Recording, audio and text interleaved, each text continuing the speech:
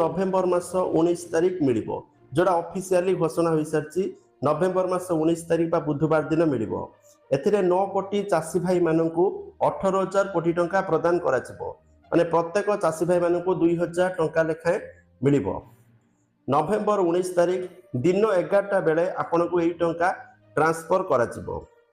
तो जाफल संध्या सुधा समस्त चाषी भाई मानक यही पैसा क्रेडिट हो तो आपण मैंने चेक करेंगे जहाँकि गोटे चाषी भाई गोटे बहुत बड़ खुशी खबर आटा ऑफिशियली घोषणा हो सारी आपण मैंने चाहिए पीएम किसान योजनार ऑफिशियल वेबसाइट रे जाई चेक करेंगे पीएम इवेंट्स रो जो ऑफिशियल वेबसाइट रे जाई चेक करेंगे ऑफिशियली घोषणा हो सारी तो जेहेतु एटा पूर्व एक्चुअली मिलवा कथा किंतु जेहेतु बिहार रे विधानसभा निर्वाचन थिला नुआपड़ार उपनिर्वाचन थिला सेतिपई एई पैसा को स्थगित रखा जाइतिला जेहेतु निर्वाचन सरीगला आ दीटा जगह बीजेपी विजय हासिल करिछि तो सही खुशी रे बहुत शीघ्र पैसा दउछि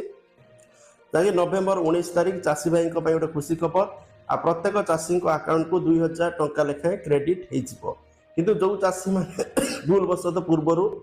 पाई ना से 4,000 टंका भी मिल पारे बोली आशा करा जाउछि आ जो चाषी भाई मानकर स्टाटस रे विथहेल्ड देखौछि बा नो रेकॉर्ड फाउंड देखौछि से मानको मिलिबो नाही नो रेकॉर्ड फाउंड देखौतले अयोग्य भाव में काटी दिया जाइछि किंतु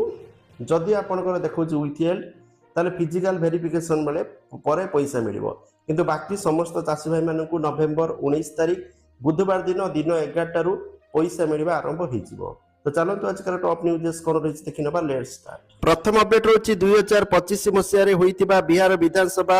निर्वाचन रे जेडीयू रो मुख्यमंत्री नीतीश कुमार को नेतृत्व में बीजेपी नेतृत्वाधीन एनडीए विपुल विजय हासिल करिछि बिहार रे एनडीए रो विजय को नहीं प्रधानमंत्री नरेंद्र मोदी